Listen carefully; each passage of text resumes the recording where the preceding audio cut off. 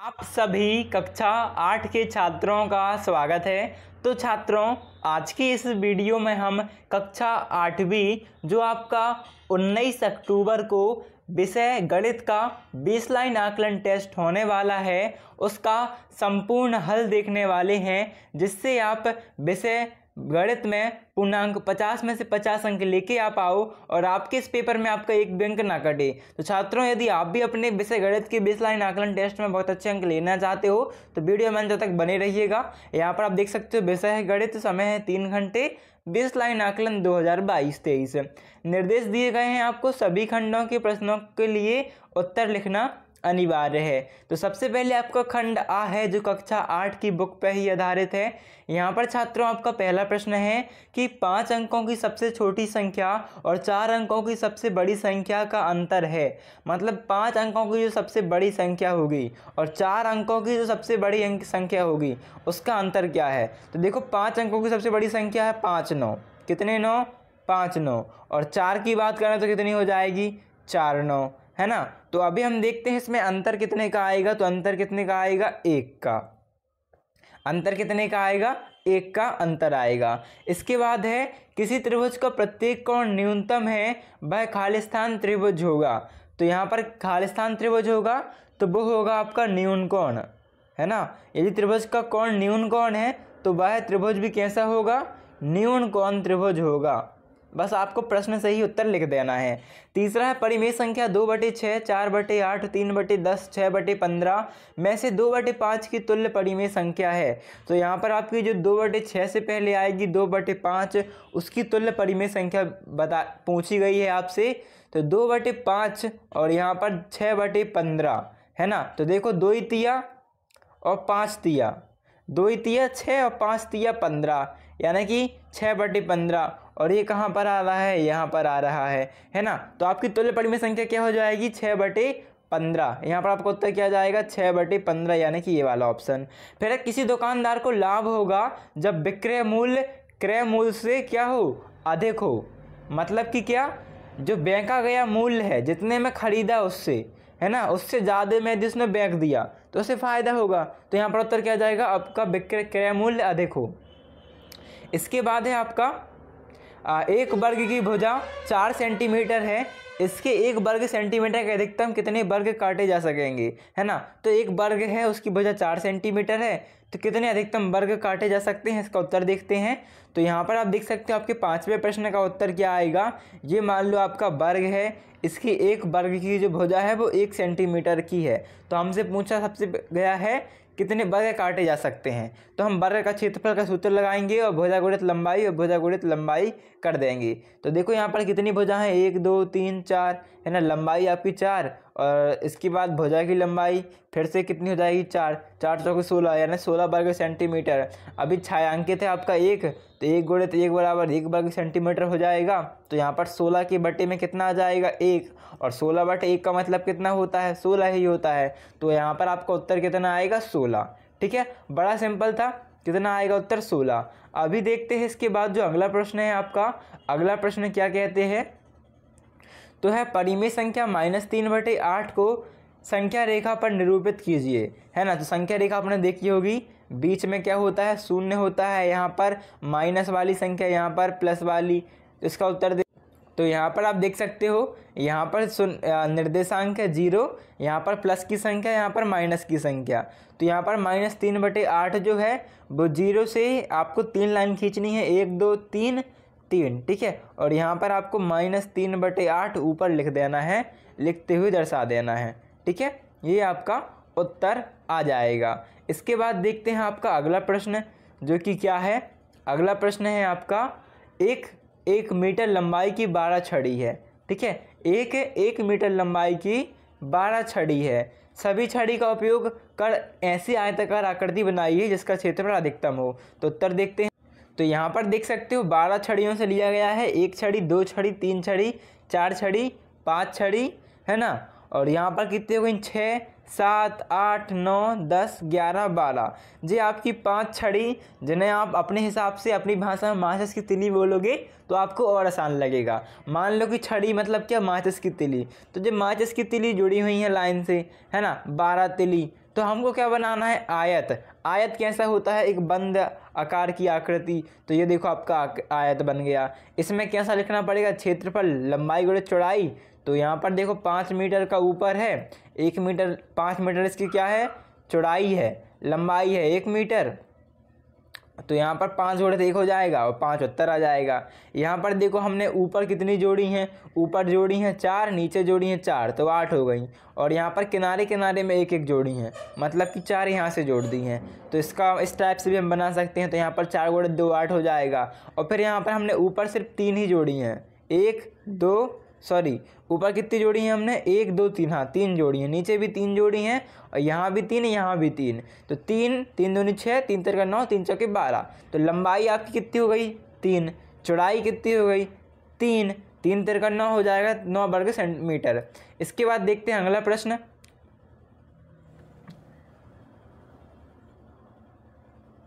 तो आपका 8वां प्रश्न है, किसी किसान प्रति एकड़ प्रति वर्ष औसत 22 बोरा धान का उत्पादन करता है। वह प्रत्येक बोरे में 75 किलोग्राम धान भरता है। किसान के पास 10 एकड़ कृषि भूमि है। तो बताइए वह प्रति वर्ष कितना क्विंटल धान उत्पादन करता है। तो 8वें का उत्तर बता देते हैं छात्रों आपको। यहाँ पर से आप देख सकते हो, सिंपली किसान द्वारा प्रति एकड़ औसत धान उत्पादन कितना होता है, 22 बोरा प्रश्न में दिया गया है। चूँकि 10 एकड़ का धान उत्पादन 22 गुणे 10। अब देखो 1 एकड़ में 22 बोता है, अभी 10 एकड़ की निकालनी तो क्या करेंगे, 10 से गुणा कर देंगे। तो 22 गुणे कितना हो जाएगा छात्रों, 22 गुणे 10 हो जाएगा। अब 22 गुणे 10 करोगे तो आपका उत्तर कितना आएगा, 220 बोरा हो जाएगा। अभी हमको प्रश्न में पता है कि एक बोरे धान का वजन 75 किलो है। तो 220 बोरे धान का वजन कितना होगा, 75 से 220 गुणा कर देंगे। तो आपका उत्तर कितना आ जाएगा, 16,500। इसे हम क्विंटल में लिखें, क्विंटल में लिखें तो क्विंटल में देखो इसे 1000 से भाग कर देंगे, ठीक है। तो यहाँ पर सॉरी 1000 से नहीं 100 से भाग करेंगे तो आपका 165 क्विंटल उत्तर आ जाएगा। अभी हम अगला प्रश्न देखेंगे छात्रों, जो कि आपका प्रश्न क्रमांक 9 है। यहाँ पर दिया गया है, कोई भी त्रिभुज बनाएं, उस त्रिभुज की भुजाओं व कोणों की माप करें। ठीक है, मान लो आपने समकोण बनाया, इसकी भुजाओं की माप करनी है, कोणों का माप करना है। भुजाओं और कोणों के आधार पर इस त्रिभुज का वर्गीकरण कीजिए। तो इसका उत्तर हम आपको बताते हैं। यहाँ पर आप देख सकते हो, आपके सामने त्रिभुज दिया गया है, ठीक है। ये आपका त्रिभुज है, आप जानते होंगे बच्चों की द्वारा बनाए गए त्रिभुज। आप चाहो तो समकोण त्रिभुज भी बना सकते हो, है ना। आप चाहो तो किसी भी प्रकार का समद्विबाहु, समकोण, विषमबाहु त्रिभुज बना सकते हो, ये आपके ऊपर डिपेंड करता है। बट यहाँ पर आप सेम टू सेम भी बना सकते हो। यहाँ पर आपको एक भुजा है AB, दूसरी भुजा है BC, तीसरी भुजा है CA, है ना। और यहाँ पर कोण की बात करें तो कोण A है, कोण B है, कोण C है। कोणों के आधार पर नामकरण करें तो देखो भुजाओं के आधार पर क्या हो जाएगा और कोणों के आधार पर क्या हो जाएगा। छात्रों आपको इसका नामकरण खुद से कर लेना है, ठीक है। अभी हम आपका अगला प्रश्न देख लेते हैं। तो आपका अगला प्रश्न है प्रश्न क्रमांक 10, जो कि है, तुषार एक मोबाइल 20,000 रुपये में खरीद कर 22,000 रुपये में प्रखर को बेचता है, तो उसे कितना प्रतिशत लाभ होगा। तो यहाँ पर आप उत्तर देख सकते हो, मोबाइल का क्रय मूल्य यानी जितने में उसने खरीदा था 20,000, मोबाइल का विक्रय मूल्य यानी जितने में उसने बेचा, है ना, अपने मित्र को, तो 22,000। तो लाभ निकालने के लिए हम विक्रय मूल्य माइनस क्रय मूल्य कर देंगे, तो 22,000 माइनस 20,000 हो जाएगा। तो आपका उत्तर कितना आएगा, 2,000 रुपये। इसके बाद लाभ प्रतिशत बराबर क्या हो जाएगा, लाभ गुणित 100 बटे क्रय मूल्य, और इसके बटे में हो जाएगा, और इसके बाद बराबर में लिखना है आपको 2,000 गुणित 100 बटे इसका आपको कितना आ जाएगा, 20,000, जितना क्रय मूल्य था 20,000। तो जब आप करोगे तो देखो 2 जीरो से 2 जीरो तो कट गए, 1 जीरो से 1 जीरो और कट गया, है ना। और आपका बचा कितना, ये इससे कट गया, तो 2 ही धाम 20, और 20 को 2 से भाग करोगे तो 10 आएगा, 10% आपका लाभ आ जाएगा, है ना। अभी प्रश्न क्रमांक 11 देखते हैं, जो कि आपकी कक्षा 6 में जो आपने पढ़ा है उस हिसाब से आपको प्रश्न मिले हैं खंडवा में। तो यहाँ पर आपका 11वां प्रश्न है, एक कागज को 8 बराबर भागों में बांटा गया है, इसमें 2 भाग को रंगीन किया गया है, रंगीन भाग को भिन्न के रूप में लिखिए, इसे भिन्न व हर व भिन्न के अंश व हर को बताइए। तो इसका उत्तर देखते हैं छात्रों। तो इसका उत्तर देख सकते हो आप, यहाँ पर उत्तर क्या आएगा, रंगीन भाग का भिन्न रूप 2/8 है, तो इसका काटोगे तो 2 एकम 2, 2 दूनी 4 आपका मतलब 1/4 उत्तर आ जाएगा।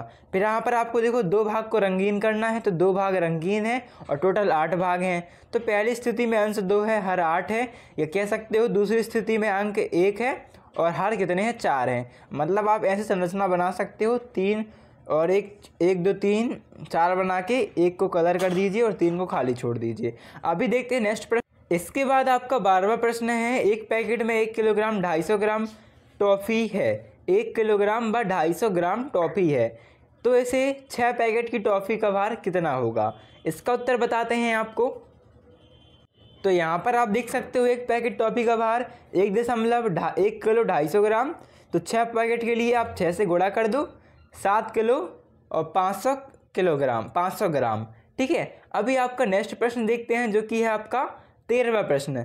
तो एक व्यक्ति 185 रुपये लेकर विद्यालय आता है और वह 6वीं की प्रत्येक विद्यार्थी को 5-5 कॉपियां बांटता है। बताइए कक्षा में कुल कितने विद्यार्थी हैं? तो 13वें का उत्तर देखते हैं। यहाँ पर आपका देखो उत्तर है कुल कॉपियों की संख्या 185 और कितने छात्रों को दी जानी है 5 की, तो 5 से भाग कर दो 37 आएगा। मतलब प्रत्येक विद्यार्थी को 37 क्या दी जाएंगी? कॉपियाँ दी जाएंगी। इसके बाद देखते हैं अगला प्रश्न। तो यहाँ पर आपका प्रश्न क्रमांक 14 है, एक कक्षा में 30 विद्यार्थी अध्ययनरत हैं। इन विद्यार्थियों द्वारा पसंद किए गए पेय पदार्थों को सारणी में प्रदर्शित किया गया है। छाछ पसंद है 5 लोगों को, लस्सी पसंद है 10 लोगों को, दूध पसंद है 7 लोगों को और कोल्ड ड्रिंक्स पसंद है 8 लोगों को। तो प्रश्नों के उत्तर दिए गए हैं आपको निम्न आधार पर। उक्त सारणी के लिए दंड आरेख बनाइए। विद्यार्थी लस्सी पसंद करने वाले विद्यार्थी दूध पसंद करने वाले विद्यार्थियों से कितने अधिक हैं और सबसे कम किस पेय पदार्थ को पसंद किया जाता है? देखो तीसरे उत्तर क्या जाएगा आपके सामने, छाछ को 5 लोग पसंद करते हैं, तो आपको उत्तर क्या जाएगा तीसरे का, सबसे कम छाछ पेय पदार्थ को पसंद किया जाता है। अभी ऊपर के उत्तर देखें तो यहाँ पर आप देख सकते हो दंड आरेख आपको कुछ इस टाइप से बनेगा 0 से लेके 12 तक, जिसमें आपके 10 नंबर लस्सी, 10 लोग लस्सी को चाहते हैं, है ना। 4 और 6 के बीच 5 लोग छाछ को चाहते हैं, दूध 8 को चाहते हैं और दूध इसके बाद कोल्ड ड्रिंक्स 8 को चाहते हैं और छाछ 8 और 6 के बीच मतलब 7 को चाहते हैं। दूसरे का आपको यह आ जाएगा लस्सी पसंद करने वाले विद्यार्थियों की संख्या दूध पसंद करने वाले विद्यार्थियों की संख्या से 3 अधिक है।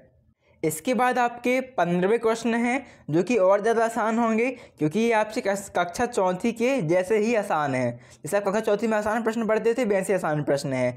तो 15वां प्रश्न है, तेंदुपत्ता के एक बंडल में 50 पत्ते रखे जाते हैं। 10,000 पत्तों से कितने बंडल बनाए जा सकते हैं, है ना। और 16वां देख लो, 2,000 रुपये के एक नोट के बदले 50 रुपये के कितने नोट मिलेंगे। तो इन दोनों का उत्तर देख, यहाँ पर आप देखो 15 का उत्तर, तेंदुपत्ता के एक बंडल में पत्तों की संख्या 50 है तो 10,000 बंडल में रखे जा सकते हैं। 50 से भाग कर दो 200 आ जाएगा। और 2,000 रुपये के एक नोट के बदले 50 रुपये के नोट की संख्या 2,000 से 50 का भाग कर दो 40 आ जाएगा आपका उत्तर। तो 50 रुपये के 40 नोट मिलेंगे। आखिरी प्रश्न है आपका, एक ऐसा आयत बनाइए जिनकी चारों भुजाएं बराबर, क्या कोई वर्ग आयत हो सकता है? तो इसका उत्तर देखो 17वें का उत्तर, एक आयत है जिसकी चारों भुजाएं समान है। मतलब मान लो ये 5 सेंटीमीटर है तो यहाँ पर भी आपको लिख देना है 5 सेंटीमीटर, यहाँ पर भी 5 सेंटीमीटर और यहाँ पर भी आपको 5 सेंटीमीटर लिख देना है चारों में। और लिख देना है AB = BC, BC = CD और CD = DA। और लिख देना है, पूछा गया था कि सभी वर्ग आयत होते हैं, तो हाँ वर्ग आयत होते हैं। ठीक है छात्रों, तो आपको इस प्रकार से प्रश्न पूछे जाएंगे, है ना। आसान प्रश्न रहेंगे, तार्किक प्रश्न रहेंगे, आपको सोच समझ के करने होंगे, गुणा भागी करना होगा। आप इस प्रश्न पत्र को आराम से पढ़ लीजिएगा, बड़े ही आराम से 50 में से 50 अंक ले आओगे। तो छात्रों थैंक्स फॉर वॉचिंग। अभी मिलते हैं नेक्स्ट वीडियो पे। वीडियो को लाइक करना बिल्कुल मत भूलना, चैनल को सब्सक्राइब कर लेना और जितने भी आपके फ्रेंड हैं उन सभी की भी हेल्प हो इसलिए उन्हें भी वीडियो शेयर कर देना। तो अभी मिलते हैं नेक्स्ट वीडियो पे, जब तक के लिए धन्यवाद।